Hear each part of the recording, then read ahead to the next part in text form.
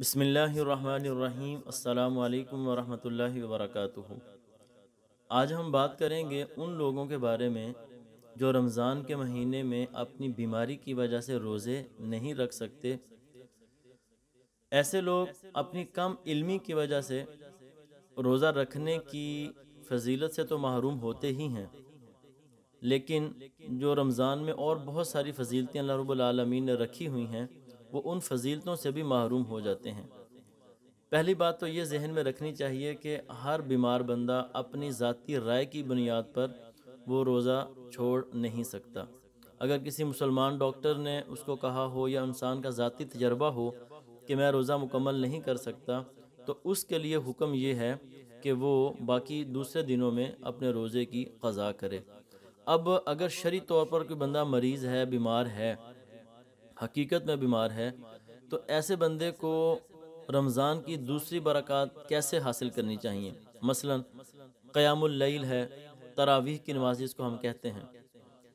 جو بندہ روزہ نہیں رکھتا وہ سمجھتا ہے کہ اب تراویح کی نماز مجھ پر لازم نہیں ہے، حالانکہ حقیقت میں تراویح کی نماز کا الگ ثواب ہے اور روزے کا الگ ثواب ہے۔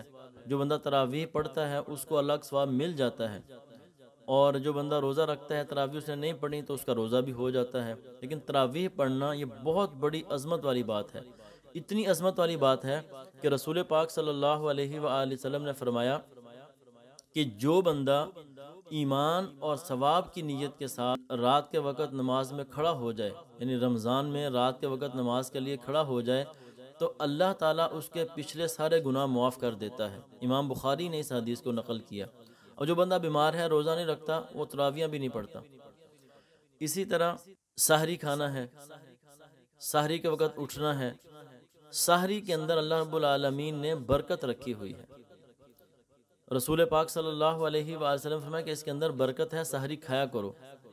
اگر کوئی شخص بیماری کی وجہ سے روزہ نہیں رکھ سکتا تو کم از کم اسے چاہیے کہ وہ صبح سحری کے وقت بیدار تو ہو، سحری کرے، برکت حاصل کرے، روزے کی نیت بھی کرے۔ اور بیمار بندے کو روزہ جب تک وہ رکھ سکتا ہے رکھ لینا چاہیے۔ جب مشکل ہو جائے روزہ رکھنا تو اس کو چاہیے کہ وہ روزہ افطار بھی کر سکتا ہے دن کے کسی حصے میں۔ یعنی اگر کوئی بیمار بندہ اپنی بیماری کی وجہ سے روزہ مکمل نہیں کر سکتا تو کم از کم صبح اٹھ کر سحری کرنے کی وجہ سے وہ اپنے فعل سے یہ بات تو ثابت کر رہا ہوگا کہ یا اللہ میں تیرے احکامات کا باغی نہیں ہوں۔ جتنے گھنٹے پھر وہ برداشت کر سکتا ہے، بھوک پیاس برداشت کرے، اور جب ناقابل برداشت ہو جائے تو اس وقت وہ روزہ ختم کر سکتا ہے۔ بیمار بندے کو ویسے ہی اللہ رب العالمین نے روزہ چھوڑنے کی اجازت دی ہوئی ہے، لیکن یہ سحری کی برکات حاصل کرنے کا ایک طریقہ ہے۔ اسی طرح افطار کے وقت جو دعا ہوتی ہے، نبی علیہ السلام نے فرمایا کہ 3 بندے ایسے ہیں کہ جن کی دعا رد نہیں ہوتی۔ روزہ دار جب تک وہ روزہ نہ کھول لے، یعنی افطاری کے وقت جو روزہ دار دعا کرتا ہے وہ اللہ رب العالمین رد نہیں فرماتا۔ تو اگر کوئی شخص کسی بیماری کی وجہ سے روزہ نہیں رکھ سکتا تو اسے چاہیے کہ وہ افطار کے وقت روزہ داروں کی دعا میں شامل ہو جائے۔